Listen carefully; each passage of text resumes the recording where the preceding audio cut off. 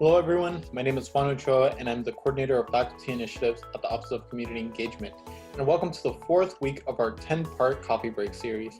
Last week we went over information to consider when developing a virtual community engagement project. If you missed that video, I recommend you go back and watch.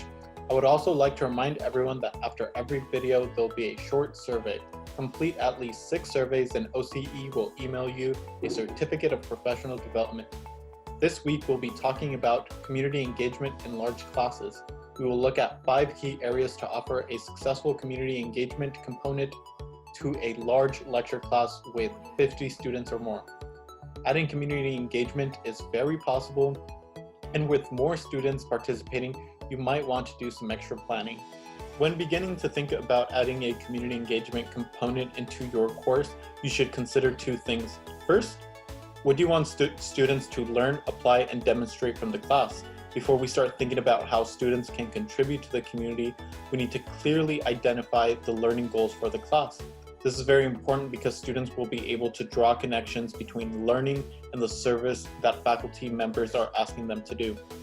Secondly, what are the related community needs? Take the time to talk with your community partners and clearly understand how your class can contribute to addressing the community issue. There are many different ways to address one single issue, and this part of the project might take some thinking outside of the box, but you should be able to find a way to be a part of the solution, all while still connecting service to the learning outcomes of the class. The next thing to consider is what are you willing to try with your class? There are different ways to connect the course to the community. The 2 things to consider are what kind of projects do you want to offer your students, and how much class time do you want to use for this project? Let's quickly talk about the different kinds of projects that you can use to connect your course with the community. First, volunteer service. This is typically a 1 or 2 time opportunity for students to visit a community partner and fulfill some hours of volunteer service. For example, a geology class might offer students opportunity to volunteer at a local park and learn a little bit about the park's efforts in the process. Service learning projects typically involve students in semester-long service commitments. Classroom learning is applied to local agencies to affect positive change in the community. Projects like these will require a strong connection with the community partner, as students will regularly work with the agency. Community-based research is an approach that involves university researchers and the community at every stage of the research project. This can be a great way to involve a large class because it can be used to help expand the amount of data that is collected. The next part to consider is how much time you are willing to commit to the community engagement project. This is critical because it might help you narrow down what kind of project you might want to offer the students and the community partner. If you're only willing to commit a couple hours throughout the entire semester, a volunteer service opportunity might make the most sense. On the other hand, if you want your class to be connected with a community partner from the beginning to the end of the course, a service learning or a community-based research project might make the most sense.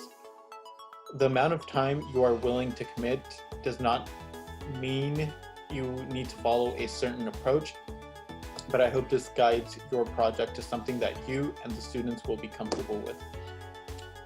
The next step is to start thinking about what community partner would be best to work with. We always want to make sure that we are working alongside the community partner and be a benefit to them as much as they are benefits to the students. When choosing a partner, it is important to consider thinking if the community partner 1, offers a variety of times for service.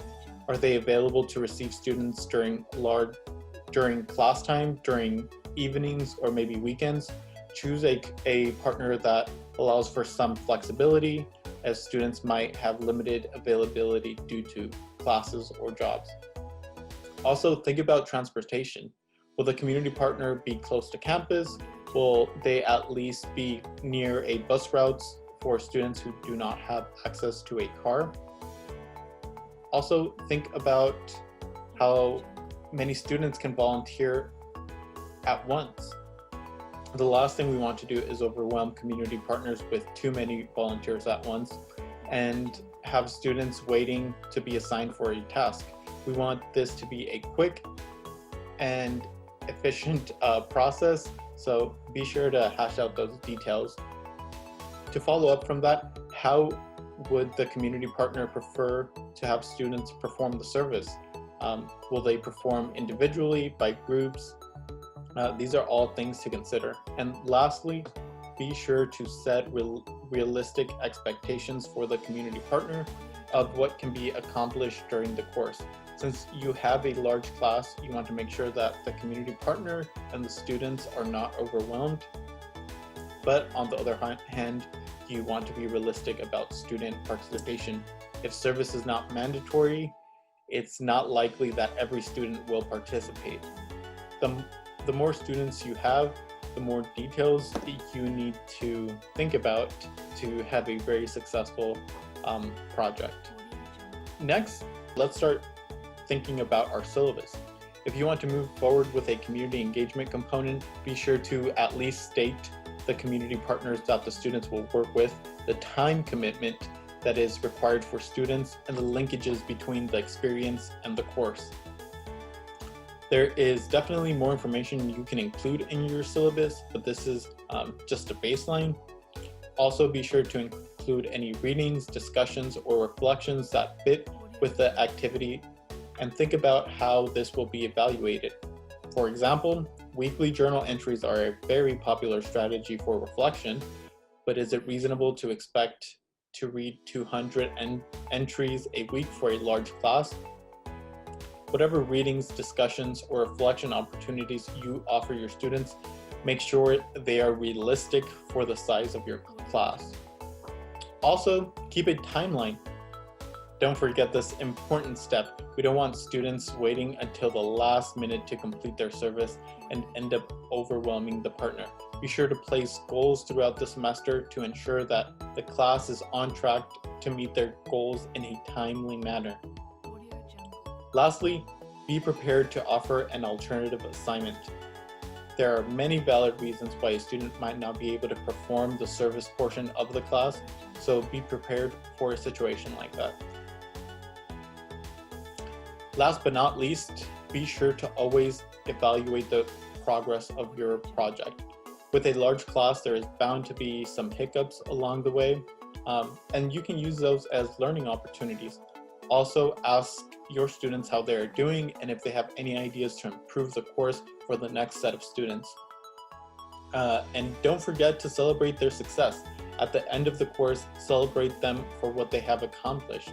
Students seeing themselves in the CSUSB homepage as a press release goes a long way and can define their future of service towards the community. I hope this quick presentation can guide you through your next community engagement project. No matter how big or small your class is, there's always a way to connect it with the community. And know that the Office of Community Engagement is here to help you plan and prepare your class. If you have any questions about community engagement in large classes, please email me at fun.ochoa@csusb.edu. I would like to remind everyone to take a quick survey. The link is listed below. Thank you for joining us for another coffee break, and join us next week for an exciting topic, Community University Partnership Development. Thank you, and see you next week.